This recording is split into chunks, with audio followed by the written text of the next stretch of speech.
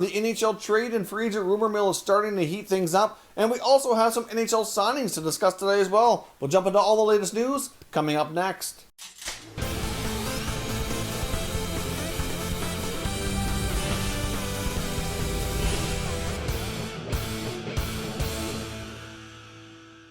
So welcome back to another video here at Top Shelf Hockey. Now, as I mentioned, we've spent a lot of time here in the past couple days talking about all the 2021 NHL season updates. We have a new series running on the channel as well, making some 2021 predictions where I have a special guest on to join me to make those discussions. So certainly, if you haven't checked out that series, I highly recommend you do. I hope you enjoy that content. But for today, let's get into the latest NHL news. Now, like I said, we do have some signings to discuss. Kicking things off with the Calgary Flames announcing that they've signed RFA defenseman Oliver Shillington. Of course, Shillington was a restricted free agent defenseman on a one-year deal is what they've signed him to. And unfortunately for him, it is a two-way deal. Because of his contract, the way things were structured, he was not obligated to be offered a one-year contract on a one-way deal. So he gets a two-way deal here. So I do expect him to make the team at a training camp for sure. If not, definitely part of the taxi squad. But I don't see a scenario based on the blue line changes we've seen in Calgary where he really shouldn't be on the main roster anyways. But obviously that allows them the option of paying him less money should he end up on the taxi squad or in the American Hockey League. So, you know, I'm a little bit surprised he didn't get a slightly better deal. But I think if he continues to improve the way he has the past few years, that we likely should see his next contract be a one-way deal, making a little bit more money. So, good signing there for the Flames, obviously, very team-friendly contract. The Vancouver Canucks have signed forward Justin Bailey to a one-year, two-way contract as well. Of course, league minimum at the NHL level, but a pretty hefty $250K salary for the American Hockey League. So, obviously, that portion of his contract is, you know, rather generous, but again, he's been a very productive player at that league. So, not quite clear where Bailey's going to stand when it comes to either being on the taxi squad or playing in the AHL or how that's going to work for him. But still another guy that's produced well enough at the minor leagues that it's certainly worth keeping around in their organization, especially with expanded rosters coming up here for the coming 2021 NHL year. Now we also had another signing as well. The Philadelphia Flyers have signed 2019 fourth round selection Mason Millman, who's a left shot defenseman from the Ontario Hockey League. So he gets under contract here for the entry-level deal. Now, of course, the Flyers have a pretty deep blue line right now, so he certainly will have a hard time cracking the NHL, so it's not expected that he'll really compete for a spot here for at least a couple of years, but it's certainly nice to see him get his entry-level contract out of the way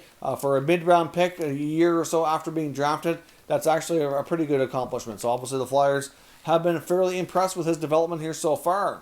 Now, that's all the official signings we have here for today, but we do have lots of rumors on what else is going on when it comes to the signing world. Lots of RFAs and some UFAs still out there that remain unsigned. First up, I want to talk about Ilya Kovalchuk, of course, formerly of the Washington Capitals, the Montreal Canadiens, and Los Angeles Kings last year. Kovalchuk was hoping to get another one-year deal in the NHL. Many thought, myself included, that the odds of him returning to the Habs were actually really good.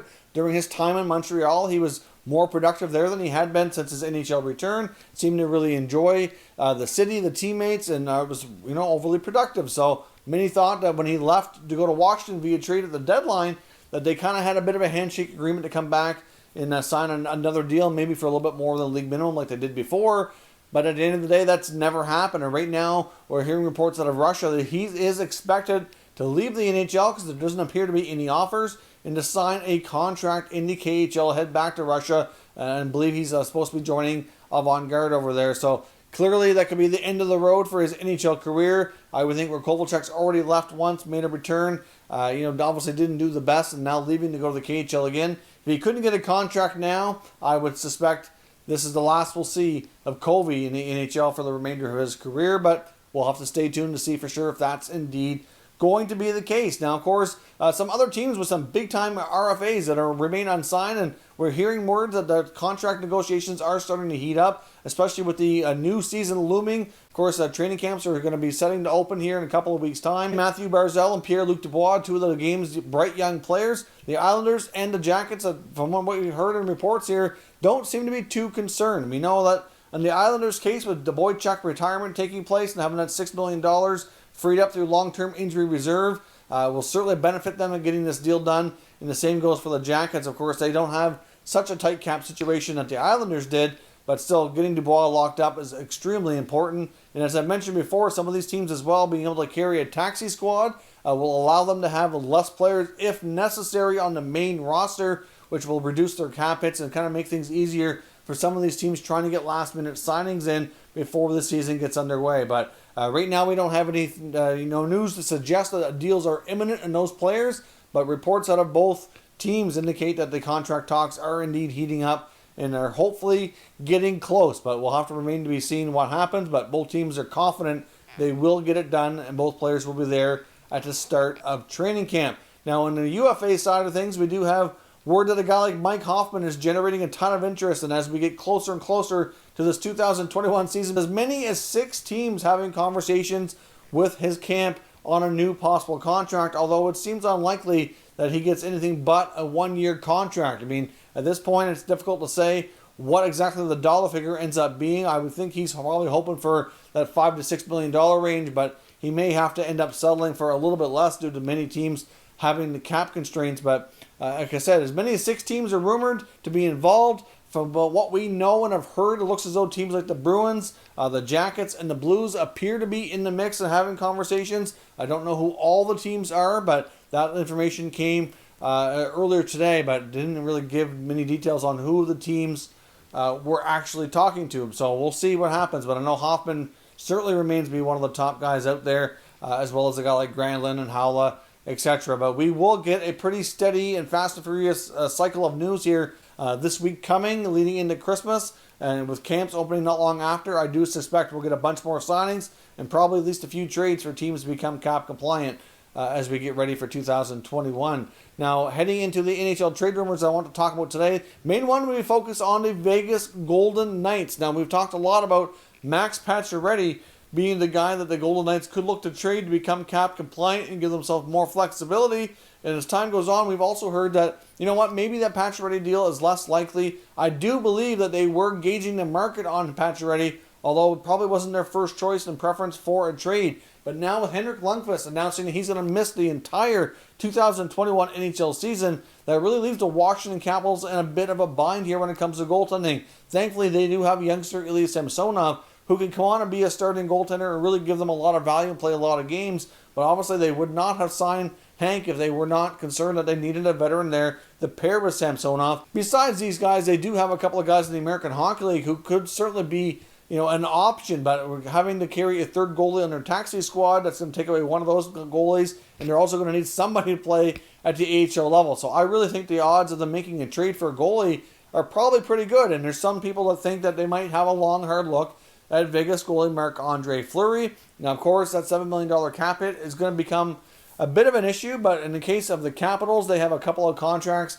they can put on long-term injury reserve, including Lundqvist and Michael Kempny, which would certainly offset a decent amount of that. You throw in at least one contract going back to Vegas, and maybe they can be close to being able to make it work. Now, many believe that the Capitals really wanted to trade a defenseman, preferably Nick Jensen, to kind of take away some pressure on the right side of their blue line. Obviously, give them a little bit more cap flexibility, but that might prove difficult. And if this is a deal that we see, I don't see Vegas having any interest in taking on another defenseman. They're going to be looking to dump salary here. Maybe a guy like a Carl Hagelin or something might go back the other way. That might be a possibility. Vegas could possibly retain salary. I'm not convinced this is a deal that's going to be happening by any means, but I can see that Washington is going to have to look to the other NHL teams that would have a goalie that they would be looking to trade, and Fleury would be right near the top of that list. So even though the Golden Knights have made it clear they were going to keep Fleury, I think if an opportunity like this came up and it was a real chance to make it happen, I think they would